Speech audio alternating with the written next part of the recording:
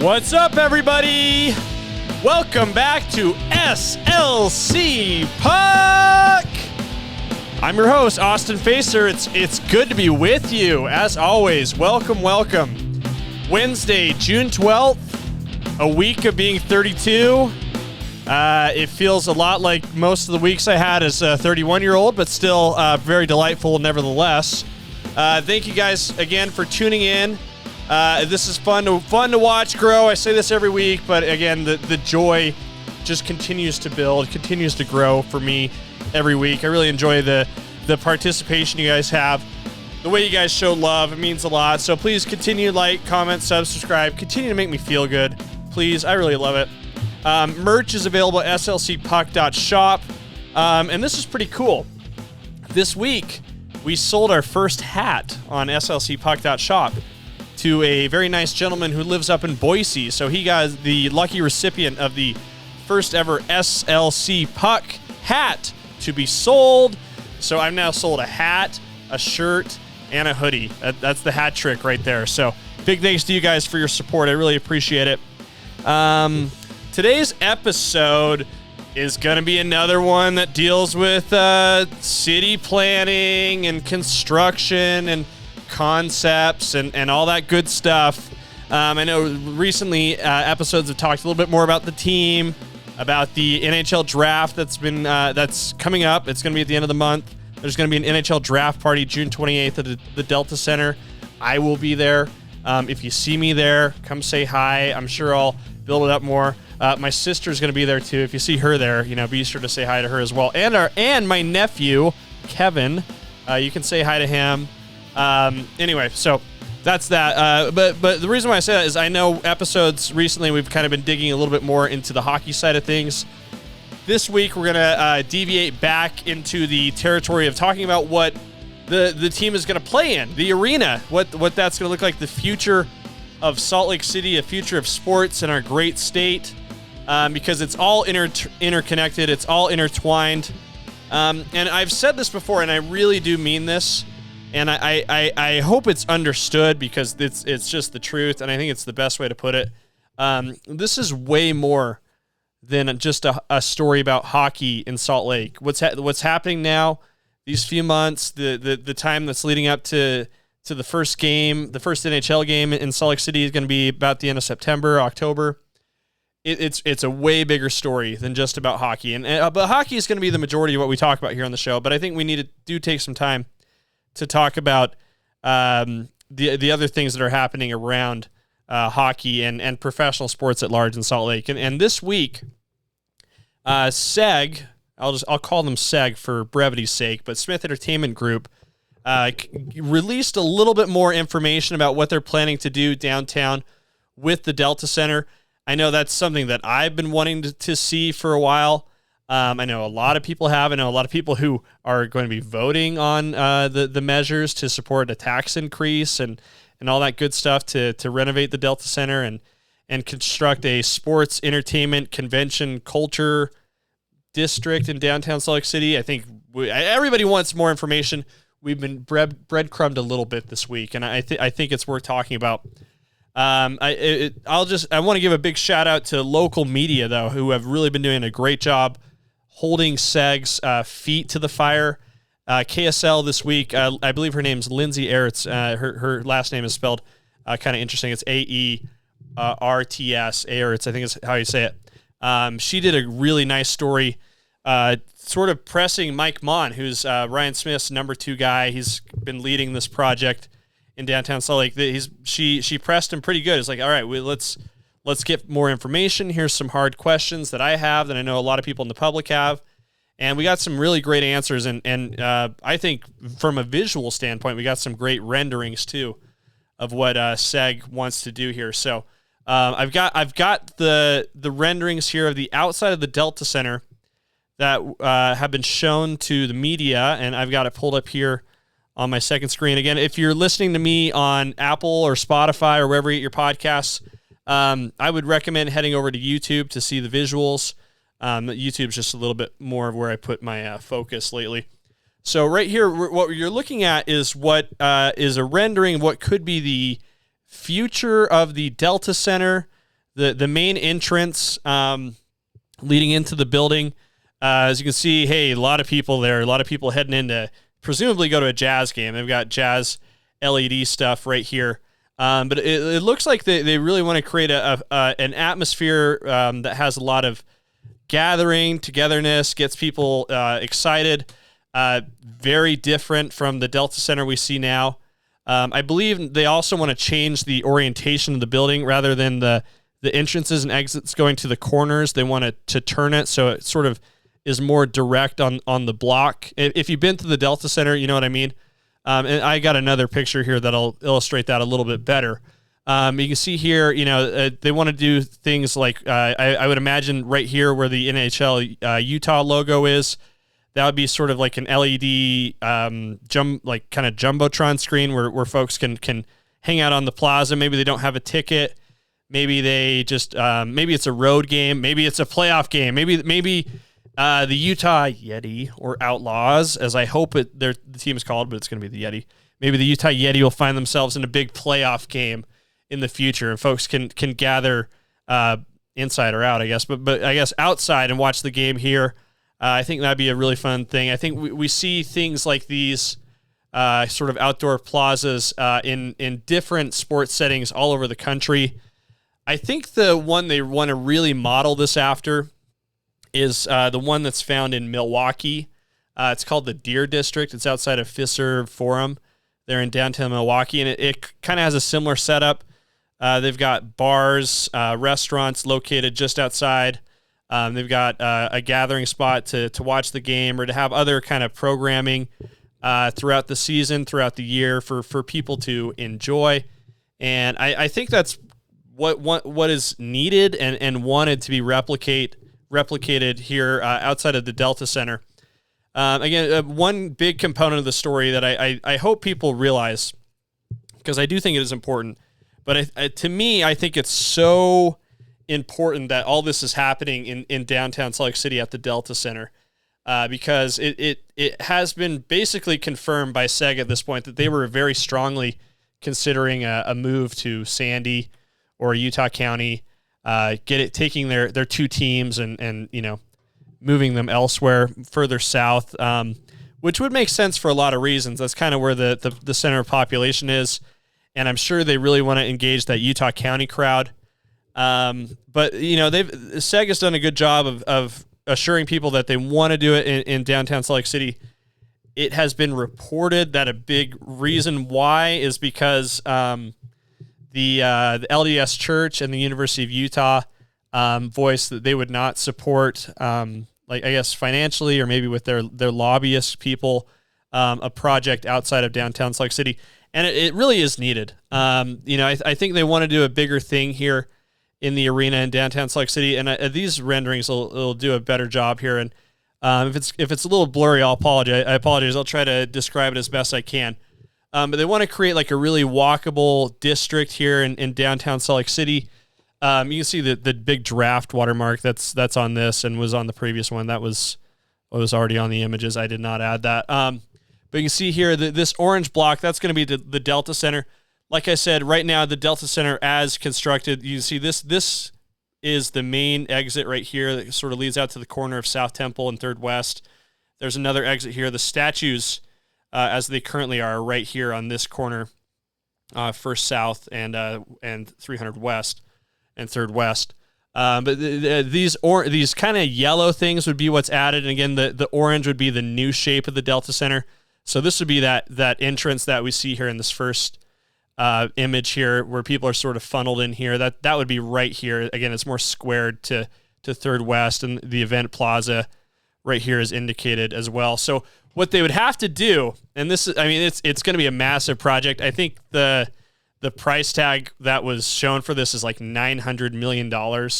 And I think just the plaza and the Delta Center renovations, and by the way, they'd have to renovate the inside of the Delta Center too. I talked about that in my last episode when I went to the open house to look at the season ticket arrangement. The Delta Center needs a lot of work to get this going, to get it where it needs to be to be the venue that folks around here deserve. I think that's going to cost at least $500 million alone to get the Delta Center renovated. And yes, the Delta Center was recently renovated in 2017, I think, but I believe that was only a $150 million investment by the Miller family at the time.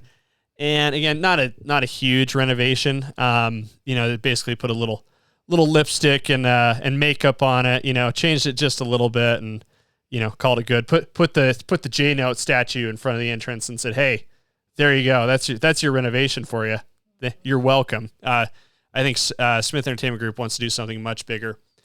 You can see again, looking here at this this rendering here. This all is going to be like a walkable area.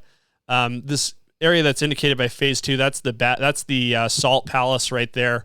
Bravenel Hall, Umoka, all that. So I think they're still trying to sort that out with Salt Lake City, Salt Lake County, how they're going to do things with that.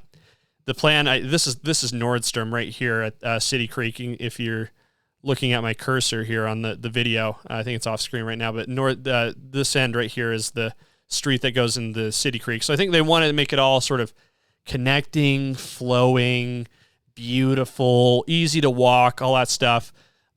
These areas here that are in the yellow color, these are called food and beverage. So there would be like some restaurants there, some other places to hang out. This green square right here, that's indicated to be like a high-rise residential housing situation. This turquoise one would be a hotel, and there's already a few hotels on this block right here, not too far away. But, I talk so much about other cities that I would love the Utah NHL experience to be modeled after.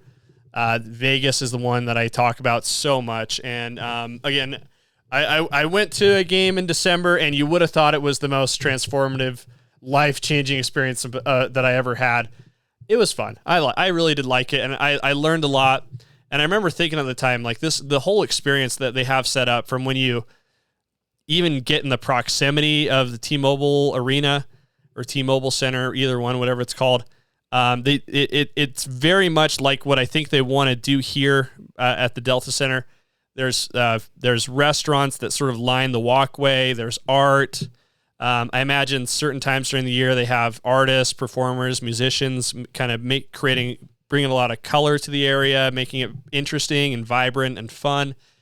And frankly, Salt Lake, the Delta Center doesn't have that. And I think it's needed.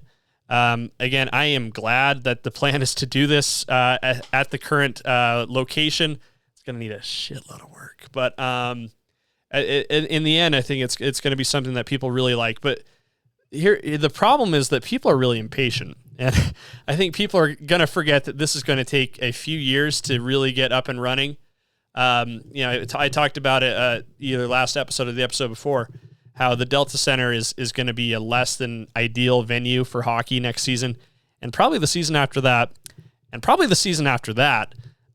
So they're going to want to really emphasize patience. But again, I appreciate the added transparency that SEG has given the public, because I think people have a lot of questions, and I think they're right to have them, especially if SEG wants all this money and a tax increase and a lease on this land. This is another look here, what I'm talking about here. So again, orange, the Delta Center.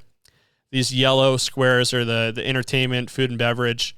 This green one right here is a residential building. Yes, I would like to live there. I'll just make that clear. If anyone can sponsor me, help me get a spot in there. I don't really care which view I get. I think either way would be nice. If you're on this side, you get a nice view of the Wasatch Mountains. You get a nice view of the University of Utah.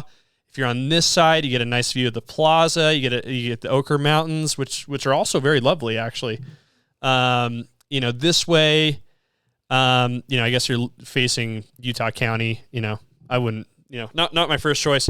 And then this way it would be towards Davis County and the refinery. Let's see if we can get me facing either east or west. Those of you who are listening and planning on helping, and I know there's at least one of you out there. This hotel, I don't know what it'll be, probably a Marriott, maybe a Ritz-Carlton. Wouldn't that be something? I don't think very many people around here could stay in a Ritz-Carlton, but I guess people, if you live here, you don't really frequent a hotel. Maybe not. Hotels are for people who are visiting. That's really kind of the point. But hey, maybe they'll have a nice restaurant and bar where people can mingle and meet some out-of-towners. Wouldn't that be fun? Phase 2, again, that's the Salt Palace, Abravanel Hall, Umoka. They're still sorting that out with Salt Lake County and the city, so no plans there. But I think this is just important to see if you're following the hockey story here in Utah. Just to repeat myself, this hockey story is really transformative in what it does to Salt Lake City. Frankly, this doesn't happen without the NHL, and it goes vice versa. The NHL is not coming to Utah without plans like these in place. So I think they're very connected. There's very much a story to follow there, and we'll keep you updated as we go. But anyway, pivoting back to some hockey talk, I thought we'd talk a little bit about Stanley Cup Finals. Florida's up 2-0 right now. They're going to play Game 3 in Edmonton. I believe it's going to be on what day? It's going to be tomorrow night at 6 p.m. on Channel 4 ABC. So go ahead and check that out. Watch the first couple of games, and it was funny. Like the narrative after Game 1 was amusing to me because I saw so many people, so many sports writers, so many folks who follow hockey professionally really felt like Edmonton controlled the game, and that Sergei Bobrovsky, who pitched a shutout in Game 1 of the game 3-0 victory for Florida, sort of won the game for them. And I didn't really agree with that at the time. I felt watching it, I thought Florida skated a lot harder than Edmonton throughout the game. I think as the game got into the third period, I think Florida really played a style that was bruising and commanding and more effective as the game went on. I mean, just to illustrate my point about Florida skating harder, I mean, we saw like the first goal of the series was that a nice transition goal. I can't remember who scored it, but essentially Connor McDavid was kind of lagging behind and was a little bit slow on his back check and cost his team the in a big way. Had he been in a better position, they might have been able to prevent a goal. But I think Florida has been skating harder. I think they've been playing with a lot more force. I think they've been controlling the pace. The physicality has been definitely favoring Florida. I think the hit totals are significantly tilting towards Florida in a big way. I don't have that exact number with me. I know it's very skewed, though. I think Florida's been delivering a lot more hits than Edmonton. But the story so far of the series has definitely been Sergei Bobrovsky, who has made 50 of 51 save opportunities, made 50 saves in 51 shots this series. Just one goal by Edmonton coming by Matthias Ekholm, assisted by Connor McDavid. But like I said, the story of the series was going to be Connor McDavid. He's very universally considered to be the most talented hockey player of all time. He's crazy fast. He's an amazing puck handler. He has an insanely quick shot. Easily, from an offensive perspective, the most talented hockey player to ever live. I mean, that's just almost inarguable at this point. He was the leading scorer heading into the series. But he's certainly been trying. He's certainly been doing everything he can to make an impact in the game. But on the stat sheet, it's just not really showing up. He just has one assist in in 2 games, 9 shots, 0 goals, and a plus-minus of -1. And I'm sure he must be feeling the pressure in such a big way because, as I said last episode, a Canadian team has not won the Stanley Cup since Patrick Roy, as my mother would say, and the Montreal Canadiens won it in 1993. So, if you're McDavid, you have this huge resume, right? You have so many accomplishments that you already have. It's kind of the same story that Alex Ovechkin was dealing with before he won the Stanley Cup a few years ago. But, McDavid has MVP awards. He's got scoring trophy awards. He's got, I believe he was the Calder Trophy award winner as the Rookie of the Year. He has the reputation as the best hockey player, the most talented hockey player ever. Like that's just kind of been accepted. But, we hear this a lot when we talk about John Stockton and Karl Malone, guys who also have incredible resumes. So many people in the national conversation when it comes to to John and Carl say, hey, all that don't mean a thing if you ain't got that ring. And obviously that's not completely true. Accomplishments are accomplishments. But if you're McDavid and you not only want to be remembered for your talent, but your impact, the impact that your talent made on the game, you need a Stanley Cup victory. You just need it. And if you can pull it off for a Canadian team, not to mention a Canadian team, your legacy is solidified. You're a national hero. They'll probably put him on like the $20 bill. Or like a loonie coin. Hey, sorry if I don't know Canadian currency super well. I know there's a loonie out there. I think we probably have a couple loonies sitting around somewhere. But he needs it. But right now the odds are stacked against him. I believe I saw that in Stanley Cup final history, teams that go up 2-0 win the series 91% of the time. So it sort of is heavily favored towards Florida winning the Stanley Cup this season, which would be their first Stanley Cup victory ever. And I'm sure their celebrity fan, do you know who their celebrity fan is, by the way? Their big celebrity fan? Ariana Grande. She's a huge Florida Panthers fan. Apparently she grew up in the area. Her family had season tickets. She was hit by a puck when she was a little girl. I think she was hit twice. And the second time to placate her, to make her happy, probably make her parents happy more than anything, they let her ride on the Zamboni between periods. There's a cute picture in whatever the newspaper is down there of her, sitting on the Zamboni and waving. And it's Ariana Grande. And she grew up to be a international pop star and remains a Florida Panthers fan. I think she posted some stuff about that on her social media. So my prediction, I think Florida's going to get the job done. Whether they sweep, I don't know. I think the Oilers could win a game or two, but just for the sake of saying something moderately bombastic, let's just say Florida in 5 is going to be my prediction. So that's that. Stanley Cup should be a lot of fun. Again, if you're new to hockey, you're trying to get into it, I would say do 2 things. I would say, 1, watch the Stanley Cup Finals now. It's a great time to get into it. The announcers still do a really good job of sort of dumbing it down for new users. It's on for new users, for new watchers. It's on national TV. They're expecting a lot of people who aren't totally familiar with hockey to tune in. It's easy to find the game. It's on ABC. It's on Channel 4 here in Utah. I would tune into that. The second thing I would do is buy the video game. You see I have NHL 2001 playing in the background, EA Sports. The NHL games are awesome. They're easy to play. They're fun. As you play, you'll get a better understanding of how the rules work. The play will stop. You go, what the hell was that? Oh, that's offsides. Got it. Oh, that's icing. Oh, I see. Okay. And that kind of stuff can really help you learn the game. You'll learn the players too, who's good, who's not, the teams, all that stuff. You'll get a look at the uniforms, get more familiar with their logos, all that stuff. So if you're new to hockey, again, those are my 2 recommendations. Watch the Stanley Cup Finals this week, buy the video game. And if you do play the video game, you want to play with me, I play NHL 24 all the time. I'm certainly going to get next year's copy.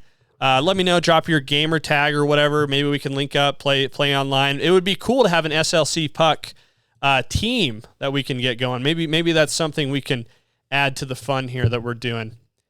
But anyway, just wrapping up this week's episode, and I'm going to kind of change gears for a second. And I'm expecting this to actually be hard to say. But we're sitting here. It's June 12th. And if you follow sports in Utah, if you know even a little bit about the sports scene, you're a Utah resident, you know that yesterday, dang it, I did not think this was going to be so hard. Yesterday, the longtime announcer for the Salt Lake Bees, Steve Klauke, passed away. He had been hit by a car on his evening walk the night before, and passed away in the morning of the 11th. That was pretty shocking news to see. The way I found out was just seeing it on the Bees Twitter. They made the announcement, and seeing that was very shocking and surprising. because for us, for our family, the Facer family, Steve is more than just an announcer, a guy that, everybody knows is the voice of the Bees. He had that job for 29 years. He just retired last year. This would have been his first summer post-retirement. But to our family, Steve was a friend. Obviously our dad here was a reporter at the Deseret News, sports writer for a really long time. And one of his favorite assignments in the summer was to cover the Bees. And I think that was just because it's kind of an easy gig. It's not as much pressure as covering University of Utah football. It's easy to write a game story about a baseball game comparatively. Dad just loved being in the press box. He really loved being in the press box at Bees games. And for Dad, a big part of that was Steve. For years they knew each other pretty well. They went out to lunch together every now and then, especially if they happened to be on the road at the same time. So it just, kind of thinking about Steve and thinking about my dad has been kind of emotional last day or so. I was totally shocked to hear the horrible news about Steve. It was interesting today. I was just at my job, my day job, and someone came up to me and said, man, this public outpouring that we've been seeing for Steve is a lot like the outpouring that your dad received when he passed away. And I think that's totally true. I think it's very similar. I think it's probably even a little bit bigger in Steve's case, but I think it's very deserved because Steve is a great guy and he meant a lot to so many people. And I know people who work in sports media around here and any kind of media, we're really it's really a fraternity. And I know like people like my dad and Steve are so well loved. And it's fun for us to be kind of close to that fraternity. I don't feel like I'm in that fraternity, but I feel like I'm kind of close to it. And you see the way those guys interact and who work in sports media and the respect and love they have for each other. And it's really evident when things happen and we have to remember and honor these people who pass away like Steve. I personally was able to get to know Steve somewhat well. I worked for the Bees for a summer. I was a communications intern there, and I also produced games for 1280 The Zone at parts of my career. So I had a little bit of a relationship with Steve, and all my interactions with him were really positive. And I think that's not always the case when you work with someone who is in the media like that. And but Steve was 100%. He batted 1,000 with me in terms of our interactions. And I'll just tell a quick little story here about Steve, and it's probably my favorite Steve story, and it's the one I thought most about yesterday. Last year when he after it was his last season and after his last game, I had asked the Bees if I could be in the press box for his last game because I felt like I should be there to represent Dad or whatever, and because I knew Steve a little bit, and they graciously allowed me to be in the press box for that last game. And we were all everybody in the press box was gathered around the outside of the broadcast booth. A lot of Steve's friends and family were there. A lot of folks from the Jazz, Bees, administrative staff and front office were all there waiting for Steve. And, Steve gave his last call, and they took it to commercial break. And after a minute or so, Steve opened the door and came out, and we all gave him a round of applause. And one by one, everybody who was there, had the chance to just have a little moment with Steve to congratulate him on his incredible career. He called over 4,000 games for the Bees, Stingers, Buzz. But when it got to me, I was kind of just in the corner because I felt like I was probably the least deserving to be there. But I remember, Steve made his way down the line and had a little moment with everybody. And, when it came to me, he gave me we hugged. I said, congrats, Steve. And, he said, hey, Austin, I'm really glad you're here. Cause I really wish your dad was here. Cause, he meant a lot to me. And, God, it was really embarrassing because, Steve said that and I just burst into tears in front of, all these people who were like my dad's peers and everything. And I just burst into tears and I had to run in the bathroom really quick and wipe my eyes. And then I tried to, I said, congrats to Steve one more time and then got out really quick before I started crying again. But, I share that story just cause I think that was just what I felt like Steve understood why I was there. And I think that was what I needed to hear and what I wanted to hear. And, that to me, that's like my Steve Klauke memory. I was really honored to be there. It was a really cool moment. And again, I have all these other little memories and little interactions with Steve, and I've thought about them quite a bit. So that's just been on my mind. I felt like since I have a little bit of a platform here with people who follow sports in Utah, I thought I should just talk about that for a minute. So thanks for indulging me. I'm glad I didn't do that at the start of the show because would have been a lot harder to try to be, I guess, funny, which I guess is a point of the show. So I've got a little Steve Klauke bobblehead right here that kind of means a lot more now than it did a couple days ago. And so anyway, RIP to Steve. Missed and loved, and send our thoughts to the rest of the Klauke family and everybody else who knew and loved Steve. So that's the episode today. Appreciate you guys for tuning in. Again, like, comment, subscribe, merch, slcpuck.shop. Buy more hats, buy more hoodies, buy more t-shirts. Or if the stuff sucks, tell me and I'll make better stuff, But again, appreciate your support, guys. We'll talk soon.